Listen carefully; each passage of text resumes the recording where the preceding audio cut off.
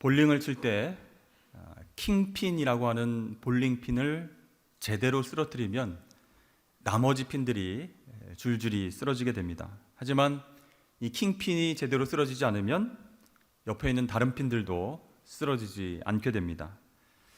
마찬가지로 성경에 나오는 왕들이 하나님 앞에서 어떻게 서 있는가, 그것에 따라서 그 시대의 백성들의 운명이 결정됨을 알 수가 있습니다. 킹핀과 같이 핵심적인 역할을 해야 하는 왕들이 결정적인 순간에 하나님 말씀에 순종하지 않으면 왕뿐만 아니라 주위에 있던 백성들도 함께 쓰러지고 어려움을 겪게 된다는 것이죠. 그래서 오늘부터 4주간 이스라엘 왕들이 어떻게 하나님 앞에 서 있었는지, 또 말씀에 순종할 때와 불순종할 때 그 이스라엘 백성들의 운명이 어떻게 달라졌는지를 함께 살펴보고자 합니다. 그것은 단순히 역사를 살펴보자라고 하는 것이 아니라 오늘날 우리의 왕 되신 하나님 앞에서 내가 어떻게 서야 할 것인가, 그것을 생각해 보는 기회가 될 수 있기를 바랍니다. 오늘 첫 번째 순서로 사울 왕을 살펴볼 텐데요. 사무엘상 15장 말씀을 읽어보면 하나님께서 사무엘 선지자를 통해서 사울 왕에게 명령하십니다. 뭐라고요? 아말렉을 치라, 이렇게 명령하셨죠.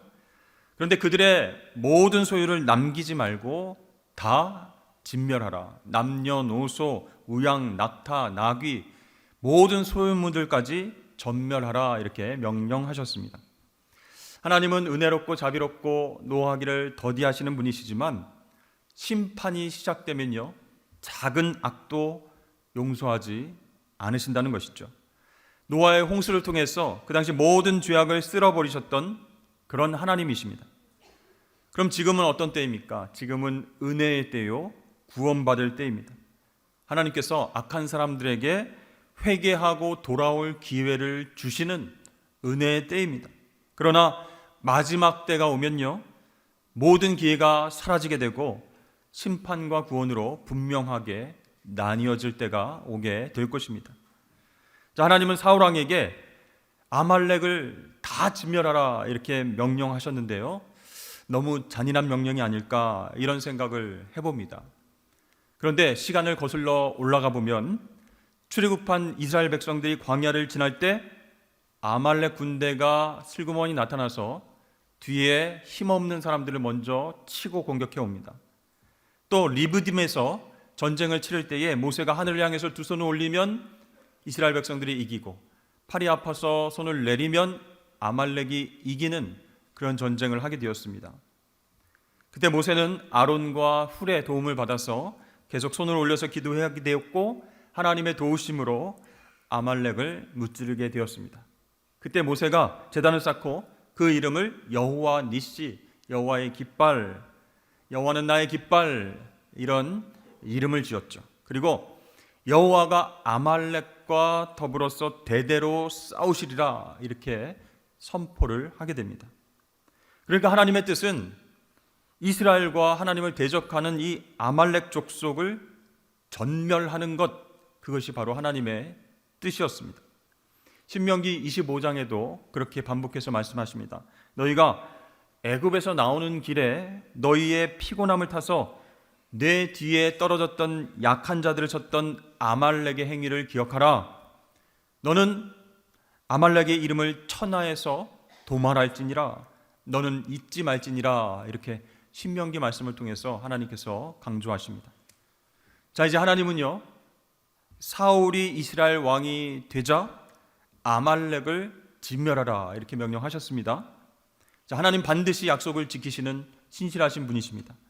이스라엘 백성들을 끝까지 보호하시기 위해서 출애굽 그 순간부터 이스라엘을 공격하고 못 살게 굴었던 아말렉 족속을 진멸하라, 이렇게 명령하셨던 것입니다.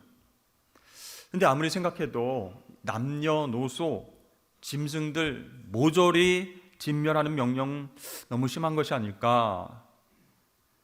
근데 여러분, 하나님께서 아말렉을 철저하게 진멸하라고 하신 이유가 있습니다. 그것은 이스라엘 백성들이요, 아말렉 족속들이 섬기던 우상 숭배의 죄악에 오염되지 않게 하려고 그렇게 명령을 하시는 것입니다. 또한 물질의 노예가 되지 않게 하시려고 그렇게 명령하신 거예요. 자, 아말렉 족속들이 쓰고 있었던 값비싸고 좋은 물건들, 보석들, 우상 숭배에 쓰였던 아름다운 것들, 그것을 전쟁에 승리했다고 전리품으로 다 가져와서 이스라엘 백성들이 쓰게 되면 어떻게 될까요? 하나님보다 물질을 더 섬기게 될 것을 우려하셨기 때문에 다 진멸하라 이렇게 명령하셨습니다. 그런데 사울 왕은 어떻게 했습니까? 아말렉 족속을 쳐서 승리하고 아각 왕을 살려두었습니다. 그리고 그 왕의 양과 소와 가장 좋은 것, 기름진 것, 어린 양, 이 좋아 보이는 것들은 남겨두고요, 가치가 떨어지고 하찮아 보이는 것들은 다 진멸했어요. 어떻게 보면 하나님 말씀에 순종한 것 같지만 끝까지 순종 안 했습니다. 결과는 하나님 말씀에 불순종한 것이죠. 하나님께서 사무엘을 이렇게 말씀하십니다. 내가 사울을 왕으로 세운 것을 후회하노니 그가 돌이켜서 나를 따르지 아니하며 내 명령을 행하지 아니하였음이라. 그런데요, 사울이 처음부터 이랬던 것은 아닙니다. 사무엘이 사울 처음 만나서 기름을 부을 때, 그때 사울은 굉장히 겸손하고 또 올바른 사람이었습니다. 굉장히 나이스한 사람이었어요. 그래서 이렇게 이야기합니다. 나는 이스라엘 지파 중에서 가장 작은 지파 베냐민에 속한 사람입니다. 내 가족은요, 베냐민 지파 중에서 가장 미약합니다. 그런데 어찌하여 내가 기름 부음을 받고 이스라엘의 왕이 될 수 있겠습니까? 자, 이렇게 겸손했던 사울이었어요. 그러나 블레셋과의 전쟁에서 이기고 또 오늘 아말렉과의 전쟁에서 이기자 아각 왕을 살려주고 또 그의 양과 소와 기름지고 좋아 보이는 것들을 남겨뒀다라는 것이죠. 그리고 더 심각한 문제는요, 갈멜로 가서 자기를 위한 기념비를 세우고 길갈로 내려갔다라는 것입니다. 자, 하나님의 부르심을 받고 왕으로 기름 부음을 받았습니다. 사명을 부여받았습니다. 그때는 겸손했고 하나님 말씀에 순종하겠습니다 라고 결정했습니다. 그러나 전쟁에서 몇 번 이기고 나니까 이제 하나님 없어도 살아갈 수 있겠다, 내 능력으로 이긴 것 아니겠는가 이렇게 생각하고 자신을 위한 기념비를 세우게 되었다는 것이죠. 그 모습을 바라본 하나님, 그 하나님의 마음이 얼마나 아프셨겠습니까? 또 그 하나님 마음을 아는 사무엘은 얼마나 힘들었겠습니까? 오늘 본문 말씀을 보니까 사울이 그렇게 자신을 위한 기념비를 세우고 떠나갔을 때 사무엘이 온 밤을 여호와께 부르짖어서 기도했다라고 나와 있습니다. 여러분, 성경에는 두 종류의 기념비가 등장합니다. 하나는 하나님의 역사하심을 기억하는 기념비이고요, 또 하나는 오늘 사울처럼 자신의 성과를 드러내려고 하는 자신을 위한 기념비, 이 두 종류가 기록되어 있습니다. 이스라엘 백성들이 광야 생활을 이제 마무리하고 약속의 땅 가나안 땅으로 들어가기 앞서 요단강이 가로막고 있는 현실 가운데 부딪혔습니다. 그때 하나님의 언약궤를 맨 제사장이 그 발이 요단강에 탁 닿자마자 요단강이 갈라졌습니다. 이스라엘 백성들이요, 마른 땅을 밟고 편안하게 가나안 땅으로 건너가게 되었습니다. 놀라운 기적을 경험한 이스라엘 백성들과 여호수아는요, 12지파 제사장과 함께 그 요단강에서 12개의 돌을 취합니다. 그래서 기념비를 세우게 되죠. 그 기념비를 세우게 된 목적에 대해서 여호수아는 이렇게 이야기합니다. 만약에 후손들이 이 돌들이 무슨 뜻입니까? 왜 여기에 기념비가 세워져 있습니까? 라고 묻는다면 너희 하나님 여호와께서 너희를 위해서 요단강을 마르게 하셨다. 이는 땅의 모든 백성에게 여호와의 손이 강하다라는 것을 알게 하시기 위함이다. 너희가 너희 하나님 여호와를 항상 경외하게 하시려고 제단을 쌓게 된 것이다 라고 설명해 주라고 여호수아가 이야기하고 있습니다. 그렇습니다. 여호수아는 하나님께서 이스라엘을 위해서 행하신 그 기적을 후손들이 제단을 보고 그 기념비를 보고 기억하게 해서 하나님을 항상 경외케 하려는 목적으로 그렇게 기념비를 세웠다는 것이죠. 즉 어떠한 상황 가운데서도 신앙의 초심을 잃지 아니하고 하나님 바라보고 예배할 수 있도록 기념비를 세웠다라는 것입니다. 몇 년 전에 방송된 백종원의 골목식당이라는 프로그램이 있었습니다. 식당을 개업한 지 오래되었는데요, 장사가 잘 안 되는 그런 식당들이 있습니다. 그 식당들을 찾아가서 문제점을 찾고요, 개선점을 또 알려주면서 이 식당도 살리고 골목 상권도 살려보자, 그런 의도로 기획된 프로그램이었습니다. 그러니까 방송이 나가고 나서요, 예전보다 맛도 좋아졌습니다. 서비스도 좋아졌고 환경도 깨끗해졌습니다. 이렇게 정말로 업그레이드된 그 식당으로 손님들이 몰려들기 시작했어요. 그래서 줄 서서 기다려야 먹을 수 있는 그런 유명한 식당으로 바뀌었습니다. 그런데 또 한 번 방송에 나왔는데 놀랍게도 1년도 안 되어서 갑자기 손님이 끊어진 거예요. 줄을 서서 먹던 그 식당이 분명한데 손님들이 한두 명밖에 안 오는 것입니다. 그래서 중간 점검차 백종원 씨와 이 방송국에서 기습적으로 방문을 했어요. 식당을 체크해 본 결과 원인이 밝혀졌습니다. 이 사장님이 너무 바빠지니까 하루 종일 음식을 만들어야 되고 밀려드는 손님들 대접해야 되니까 너무 힘들고 피곤해서 음식을 이제는 보조 주방장에게 맡기고 출근을 하지 않았던 거예요. 음식 재료도 본인이 고르지 않았습니다. 신선하고 좋은 재료 체크하지 않았어요. 또 주방의 위생 상태도 점검하지 않았습니다. 그러니까 처음 시작했을 때 한번 잘해보겠습니다, 이런 초심을 잃고 나니까 맛도 또 유명세도 손님도 잃게 된 안타까운 그런 사연이 방송에 나온 적이 있었다는 것이죠. 우리는 주변에서 신앙의 초심을 잃고 살아가는 사람들을 많이 보게 됩니다.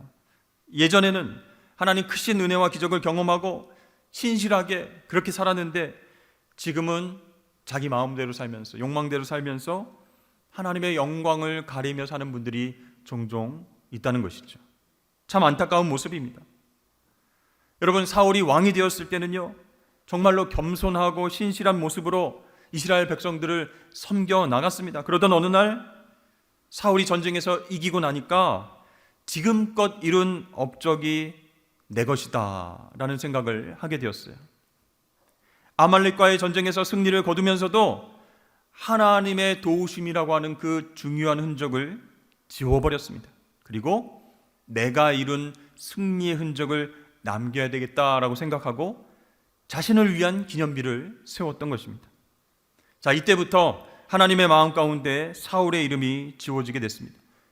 더 이상 사울 왕에게 하나님의 능력과 하나님의 함께하심과 도우심의 역사가 나타나지 않게 되었다라는 것이에요. 여호와의 영이 사울을 떠났다라고 표현하고 있습니다. 여러분, 이것이 얼마나 두렵고 안타까운 일입니까?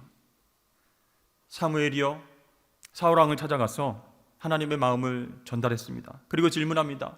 왕이시여, 왜 하나님 말씀대로 아말렉의 모든 것을 진멸하지 않았습니까? 이렇게 묻자 사울이 변명을 합니다.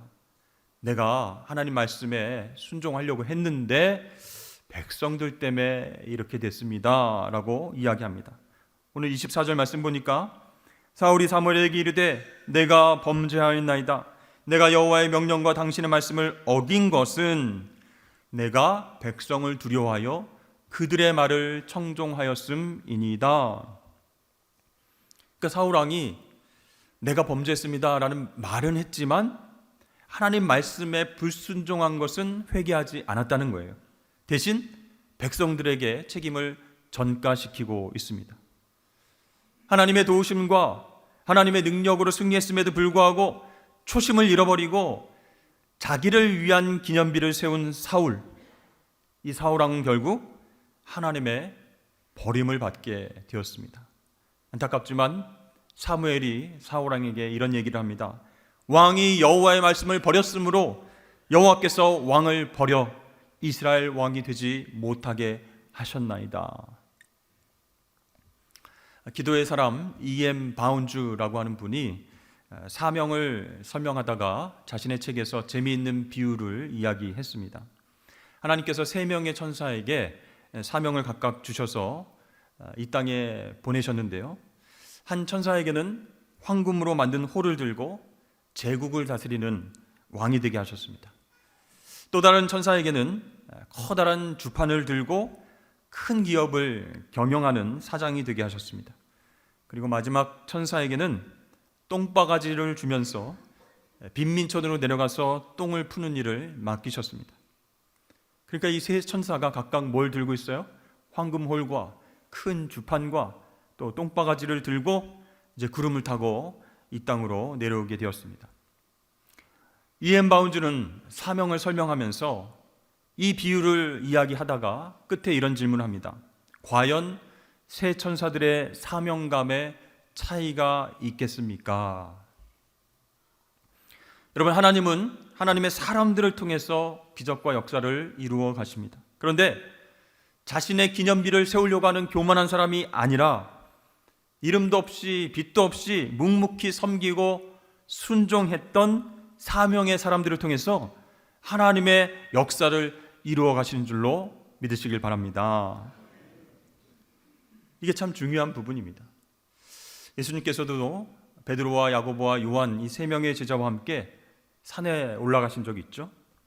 그곳에서 제자들은 예수님의 용모가 변화되고 옷이 휘어져서 광채가 나는 것을 목격하게 되었습니다. 또 말로만 듣던 모세와 엘리야가 주님과 함께 대화하는 그런 황홀한 모습을 바라보게 되었습니다.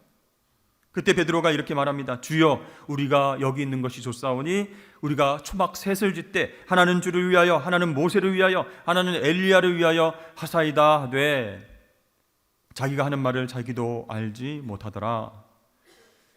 너무 엄청난 그런 광경을 목격하게 되니까 자기가 무슨 말을 하는지도 모르고, 요즘 말로 하면 이런 이야기입니다. 예수님, 여기에 모세 기념교회, 여기에 엘리야 기념교회, 여기에 예수님 기념교회를 짓는 것이 좋겠습니다. 이렇게 얘기한 것과 같다는 것이죠. 근데 예수님 반응은 어떻습니까? 좋다, 아주 좋은 아이디어다, 그렇게 해보자, 그렇게 말씀하지 않으셨어요.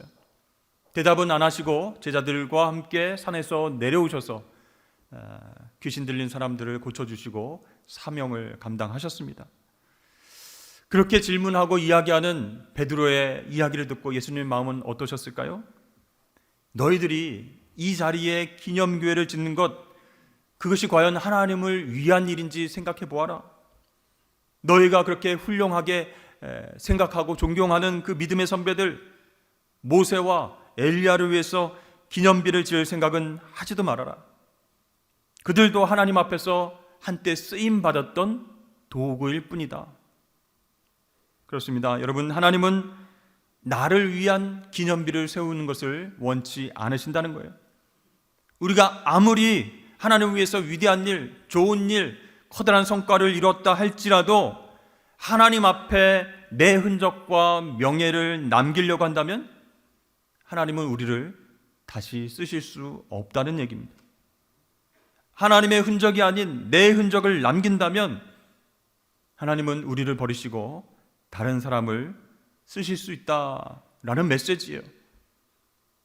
얼마나 두려운 일입니까? 김범곤 목사님의 책 생명의 떡 오직 예수라는 책에 이런 글이 나옵니다. 자연은 없습니다. 모든 것은 하나님이 만드신 천연입니다. 자비량이 아닙니다. 주님이 준비하시는 주비량입니다. 자존심은 안 됩니다. 주님만 높이는 주존심이어야 합니다. 여러분, 여기에 나타나는 스스로 자자, 그 스스로 자자가 들어가면 타락할 가능성이 커진다라는 그런 이야기입니다. 자생하려고 하면 망하게 된다, 그런 이야기예요. 여러분, 하나님 없이 자생하고 자기를 높이려다가 영원한 사망으로 떨어진 존재가 누구입니까? 바로 마귀 사탄입니다. 그러므로 우리는 내 이름이 아닌 오직 예수의 이름으로, 스스로의 능력이 아닌 오직 말씀과 성령으로 살아가야 할 줄로 믿으시길 바랍니다. 그런데 우리가 잘못된 방향으로 나아간다라는 것을 어떻게 알 수 있을까요? 내가라고 하는 말이 많아지기 시작할 때 내가 잘못된 방향으로 가는구나 라는 것을 깨달을 수 있어야 돼요. 하나님 앞에 처음 섰었을 때의 그 뜨거운 열정, 불러주시고 세워주시고 사명 주신 그 감동과 은혜가 사라지고 내 생각과 내 계획과 내 말이 많아질 때 잘못 가고 있구나 라는 것을 깨달아야 합니다. 여러분, 이 땅의 가장 큰 비극 중에 하나가 무엇일까요? 그것은 진리를 주장하는 사람이 너무 많다라는 것이요. 세상에 내 말만 옳다라고 말하는 사람들이 굉장히 많다라는 것이에요. 그런데 알고 보니까 진리가 아닙니다. 그저 개인적인 경험이고 자신의 가치관입니다. 그럼에도 불구하고 내가 옳고 내 말이 진리이기 때문에 세상에 자신과 다른 생각을 하는 사람들, 다른 말을 하는 사람들 다 옳지 않다라고 정죄하고 갈라치게 하고 힘들게 하는 사람들이 많이 있다는 것이죠. 교회에서도 마찬가지입니다. 그러니까 하나님 자녀라고 하는 많은 사람들이 모여있는 그 교회 안에서도 다툼이 있게 되고 하나님 나라가 무너지게 될 수도 있다는 것이죠. 여러분, 하나님이 아닌 내가 세워질 때 돌아오는 비극이 바로 이러한 것입니다. 그러면 여러분, 우리 안에 왕은 하나님 한 분뿐이심을 꼭 기억하시길 주의 이름으로 축복합니다. 그런데 사울왕이요, 왜 이렇게 초심을 잃게 되었을까? 왜 하나님 말씀에 전적으로 순종하지 않고 불순종했을까? 사울은요, 전쟁에서 크게 이겼는데 왜 내가 다 진멸해야 되는가? 너무 아까운데 모든 것들 중에서 좀 좋은 것은 나도 좀 취하고 하나님께 제사 드릴 때 좋은 것을 좀 드리고 그러면 좋지 않을까? 이런 생각이 들게 되었습니다. 여러분, 왜 이런 생각을 사울이 하게 되었을까요? 20절, 21절 말씀을 보니까 사울이 사무엘에게 이르되 나는 실로 여호와의 목소리를 청종하여 여호와께서 보내신 길로 가서 아말렉 왕 아각을 끌어왔고 아말렉 사람들을 진멸하였으나 다만 백성이 그 마땅한 멸할 것 중에서 가장 좋은 것으로 길갈에서 당신의 하나님 여호와께 제사하려고 양과 소를 끌어왔나이다 하는지라. 하나님을 어떻게 부르고 있어요? 나의 하나님이 아니고 당신의 하나님, 이렇게 사울왕이 말하고 있습니다. 언제부턴가 하나님이 나의 하나님이 아니었다라는 거예요. 즉 하나님과의 관계가 깨어져 있었다라는 사실입니다. 그것 때문에 말씀에 전적으로 순종하지 못했고 자신의 생각대로 행동하고 기념비를 세우게 되었다라는 것이죠. 우리도 마찬가지입니다. 왜 우리가 물질과 건강과 또 관계와 성공에 집착하고 있습니까? 왜 하나님보다 그것을 더 소중하게 생각합니까? 하나님과의 관계가 깨어졌기 때문입니다. 그럴 때 우리는 하나님께서 공급해 주시는 것들을 잊어버리게 됩니다. 은혜를 다 쏟아버리게 됩니다. 그리고 내가 앞으로 소유해야 할 것에 눈을 돌리고 욕심대로 살아가게 된다는 것이죠. 여러분, 물질이, 건강이, 성공이 우리 삶을 풍요롭게 하는 것이 아니라 하나님의 자녀들은요, 하나님 안에서 살아갈 때에 풍요로운 삶을 살 수 있음을 믿으시길 바랍니다. 이런 말이 있습니다. 세상에서 제일 행복한 사람은 멋진 바닷가에 좋은 별장을 가진 사람이 아니라 그런 사람을 친구로 둔 사람이다. 멋진 별장 가지고 있으면 어떻게 해야 돼요? 관리하느라고요, 힘도 빠지고요, 돈도 써야 되고요. 그런데 그런 사람을 친구로 두면 어떻습니까?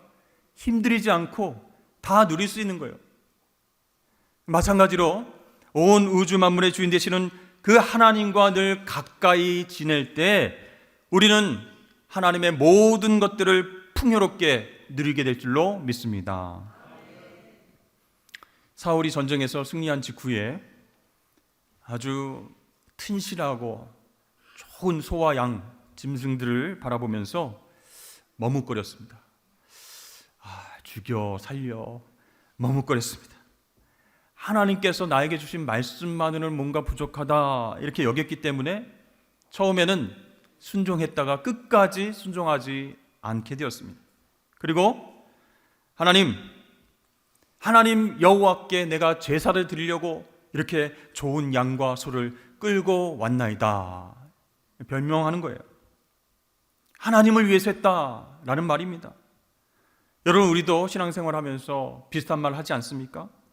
하나님 영광을 위해서 제가 이렇게 열심히 했습니다. 하나님 기뻐하시기 때문에 제가 이렇게 헌신하고 땀 흘려서 이런 결과 얻어냈습니다.